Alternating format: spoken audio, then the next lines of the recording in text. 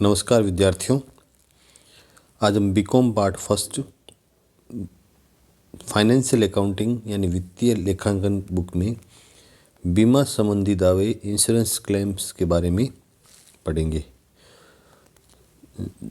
बीमा अनुबंध एक क्षतिपूर्ति का अनुबंध है जिसके अंतर्गत बीमा कंपनी आग, बाढ़, भूकंप जैसे कारणों से होने वाले नुकसान के लिए बीमित को क्षतिपूर्ति प्रदान करती है।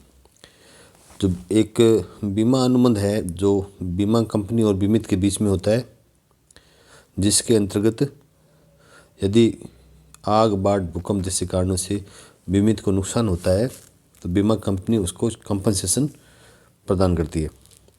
वर्तमान व्यावसायिक युग में व्यवसायी लाभ कमाने के साथ साथ व्यावसायिक जोखिमों को भी न्यूनतम करना चाहता है। वो प्रॉफिट भी कमाना चाहता है और जो रिस्क है, बिजनेस रिस्क, उनको भी मिनिमाइज करना चाहता है। अतः बीमा कंपनी का महत्व बहुत अधिक बढ़ जाता है। इसलिए बीमा कंपनी का महत्व बहुत अधिक बढ़ जाता है। और बीमा संबंधी दावों में निम्नलिखित हानियों के लिए दावे की राशि गणना की प्रक्रिया को समझाया गया है। जो ये अपना चैप्टर है, इसके अंतर्गत जो 3 प्रकार की हानि के बारे में जो बीमा संबंधी दावे उनको बताया गया। फर्स्ट हमारा स्टॉक की हानि, लॉस ऑफ स्टॉक। सेकंड है परिणामी हानि, कॉन्सिक्वेंशियल लॉस।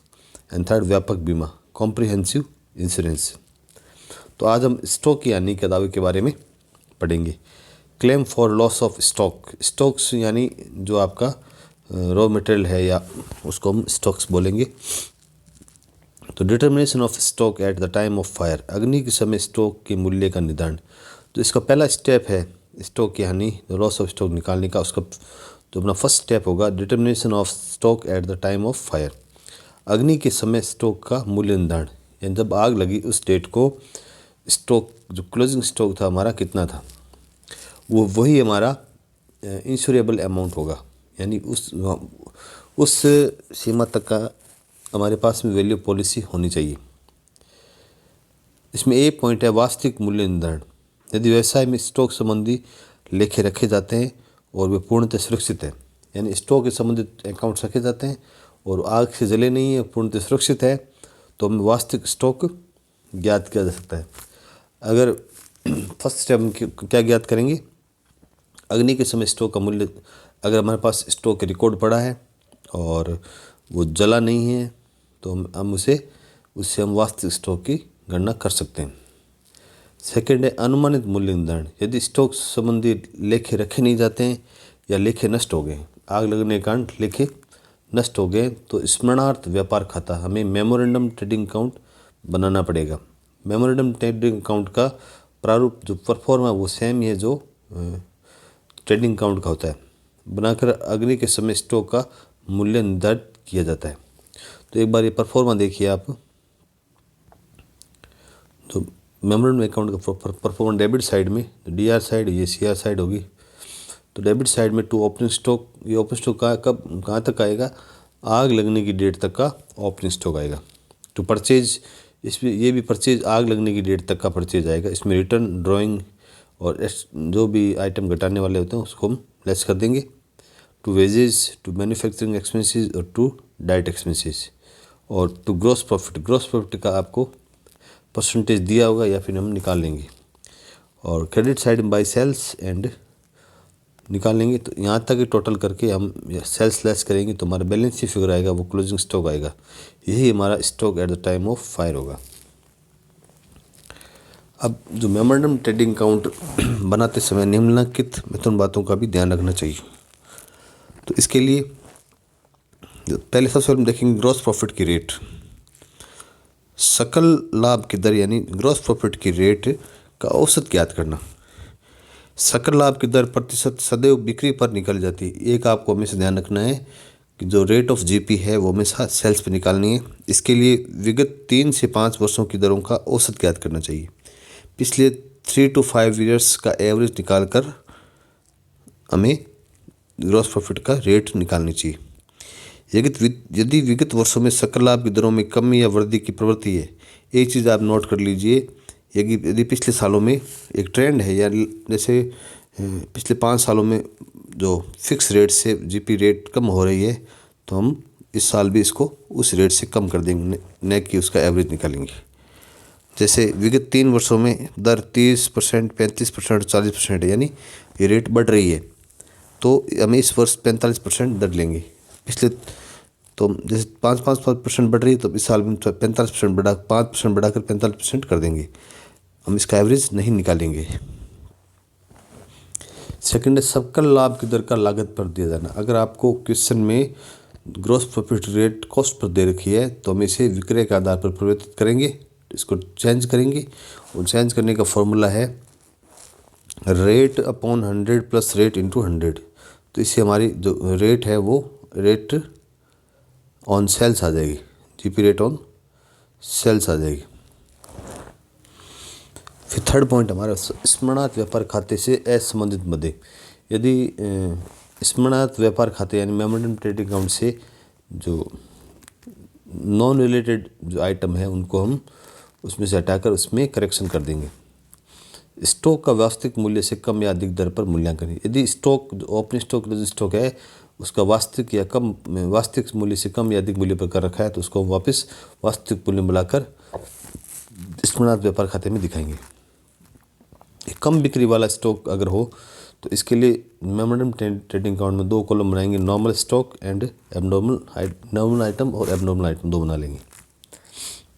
नेक्स्ट हमारा पॉइंट है, सेकंड स्टेप है, आपको स्टेप वाइज याद करने। तो सेकंड हमारा स्टेप होगा स्टॉक की हानि, लॉस ऑफ स्टॉक। इसके लिए stock at the time of fire, step first से जो हमारा क्लोजिंग स्टॉक है ये वाला, यही हमारा stock at the time of fire होगा। तो इसको हम stock at the time of fire ले लिया स्टेप फर्स्ट से, और इसमें से सैल्वेज स्टॉक जो हमने आग से बचा लिया है उसको हम लेस कर देंगे, तो हमारा लॉस ऑफ स्टॉक आ जाएगा। थर्ड है amount of claim, step third, दावे की राशि। दावे की राशि ज्ञात करते समय यह बहुत महत्वपूर्ण है कि अग्निशमन स्टॉक के मूल्य प्रथम चरण, जिसे बीमा योग्य मूल्य भी कहा जाता है, की तुलना बीमित राशि यानी पॉलिसी वैल्यू से की जाए।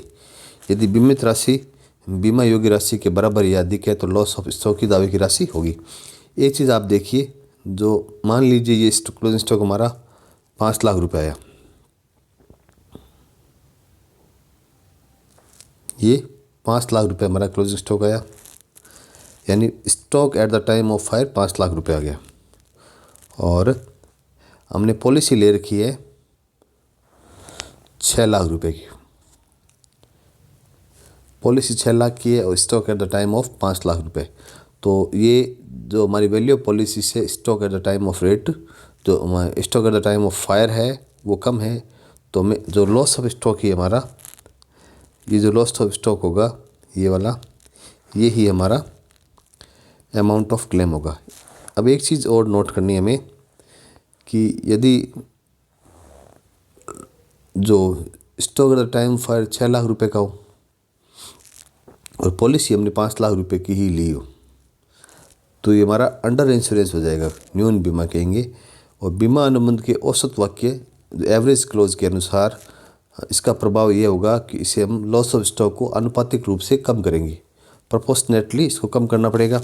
तो इसके लिए फॉर्मूला अप्लाई करेंगे, लॉस ऑफ स्टॉक जो स्टेप सेकंड से आया था इनटू वैल्यू ऑफ पॉलिसी, जो पॉलिसी जैसे इसमें 5 लाख आएगा, और stock at the time of fire जो 6 लाख, इसमें 6 लाख आ जाएगा। यानी value of policy stock at the time of fire, जो क्लोजिंग स्टॉक था जो मेमोरेंडम ट्रेडिंग अकाउंट से निकालते हैं वो यहाँ आ जाएगा, और इसका जो इस आंसर आएगा वही हमारा अमाउंट ऑफ क्लेम होगा।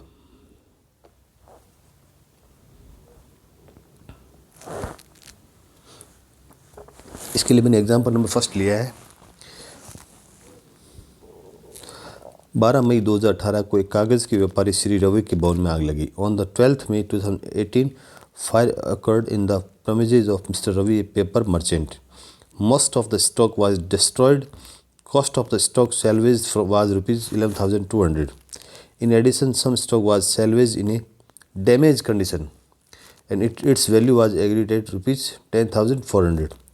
From the following, ascertain the amount of loss of stock of Mr. Ravi to be claimed from insurance company if the value of policy was rupees 70,000. 12 मई 2018 को कागज़ के व्यापारी श्री रवि के भवन में आग लगी, अधिकतर स्टॉक जल गया। बचाए गए स्टॉक की लागत 11,200 रुपये थी। इसके अतिरिक्त कुछ स्टॉक क्षतिग्रस्त स्थिति में बचा लिया गया, इसका मूल्य 10,400 रुपये तय हुआ। निम्नांकित सूचनाओं से श्री रवि द्वारा बीमा कंपनी को स्टॉक की हानि के संबंध में किए जाने वाले दावे की राशि ज्ञात कीजिए यदि पॉलिसी का मूल्य 70,000 रुपये। इसमें जो फर्स्ट पॉइंट दे रखा है, stock at the close of the year and 31 मार्च 2018, 31 मार्च 2018 और आग लगी है 12 मई 2018। यानी इससे पहले जब हमने क्लोजिंग स्टॉक था 83,500 रुपये, तो इसका मतलब 1 अप्रैल को ये इसका ओपनिंग स्टॉक होगा। हिज परचेज फ्रॉम 1/4/2018 टू 12/5/2018, यानी आग लगने की डेट तक परचेज है 1,12,000 रुपये एंड सेल्स दे रखी है इसी पीरियड की 1,54,000 रुपये। On the basis of past 3 years accounts mister Ravi earn on an average a gross profit of 25% on sales दे रखा है। अगर ये कॉस्ट पे होता है इसको हम चेंज करते हैं, ये सेल्स पे दे रखा है तो ये हमारे लिए सही है। जो फर्स्ट स्टेप हमारा होगा determination of stock on the date of fire. तो इसके लिए मेमोरेंडम ट्रेडिंग अकाउंट बनाएंगे। इसके लिए तो पहले टू ओपनिंग स्टॉक, जो ये क्लोजिंग स्टॉक है 31 मार्च का, ये ही हमारा ओपनिंग स्टॉक है 13,500 रुपये। सेकेंड होगा टू परचेज। तो परचेज इस ड्यूरेशन की दे रखी है 1,12,000 रुपये, तो 1,12,000 रुपये इस ड्यूरेशन की परचेज हो जाएगी। एंड बाय सेल्स होगी इस ड्यूरेशन की 1,54,000 एंड ग्रॉस प्रॉफिट रेट दे रखी 25% ऑन सेल्स। तो इस 1,54,000 इंटू 25% करेंगे तो सेल्स हमारी 38,500 आ जाएगी ये वाली। तो इसकी टोटल कर लेंगे तीनों की, तो 2,34,000, इसमें से 1,54,000 लेस करेंगे तो 80,000 हमारा बैलेंस शीट आएगा, वो आएगा stock on the date of fire. तो ये हमारा स्टॉक स्टेप फर्स्ट कंप्लीट हुआ। अब हम लेते हैं स्टेप सेकंड। स्टेप सेकंड देखिए तो हमारा है वो है कंप्यूटेशन ऑफ क्लेम और फॉर लॉस ऑफ स्टॉक। तो stock on the time of fire 80,000 रुपये।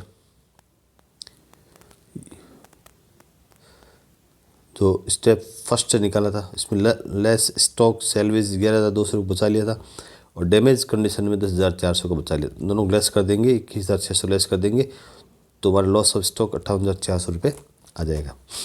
थर्ड पॉइंट है, अब एक चीज़ हमें देखनी है, जो stock at the time of fire है वो है 80,000, 80,000 की पॉलिसी होनी चाहिए, बट इन्होंने पॉलिसी ले रखी है 70,000 की। तो हमारा अंडर इंश्योरेंस होगा, क्या होगा, अंडर इंश्योरेंस, यानी जो इंश्योरेबल अमाउंट से वैल्यू ऑफ पॉलिसी कम है। तो इंश्योरेबल अमाउंट हमारा 80,000 है but policy of value of policy 70,000 है। ये हमारा अंडर इंश्योरेंस है और एवरेज क्लोज अप्लाई होगा। इसमें लिखा ना औसत वाक्य लागू होगा, तो एवरेज क्लोज अप्लाई होगा। तो amount of claim is equal to value of policy upon stock on the date of fire into loss of stock. तो 70,000 पॉलिसी वैल्यू है, stock on the date of fire 80,000 है, loss of stock जो है 58,400 जो हमें second step से आया है। तो इसकी 51,100 रुपये जो है वो जो हमारा अमाउंट ऑफ क्लेम आएगा। अब सकल लाभ की औसत दर ज्ञात करना। अगर आपको जीपी रेट दे रखी है कई सालों की तो उसको हम एवरेज निकाल लेंगे।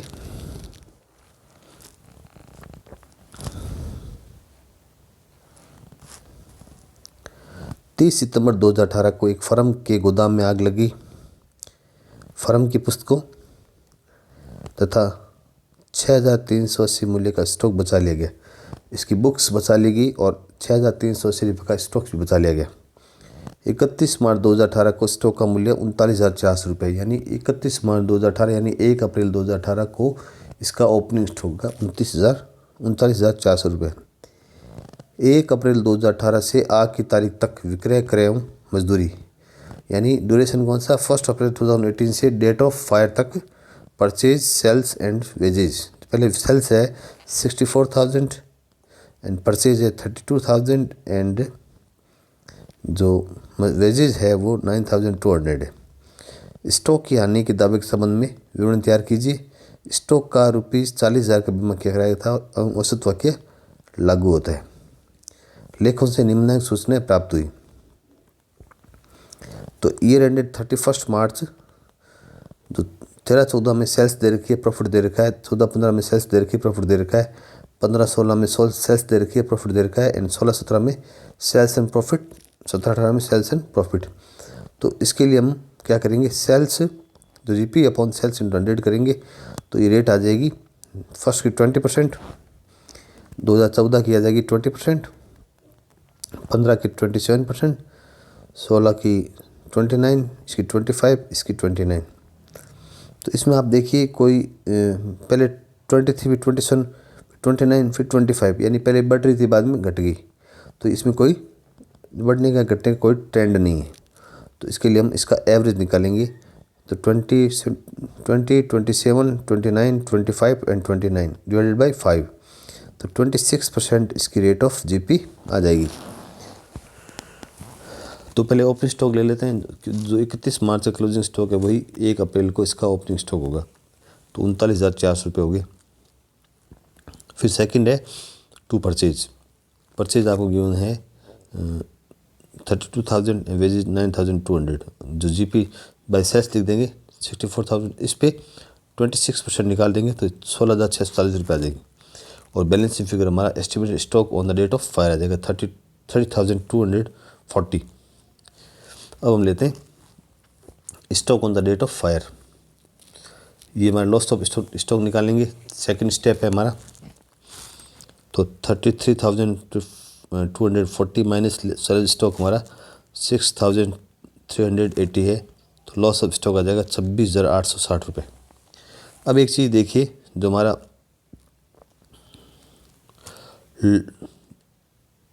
Stock on the date of fire है वो 33,240 रुपये है, और पॉलिसी ले रखी है 40,000 की।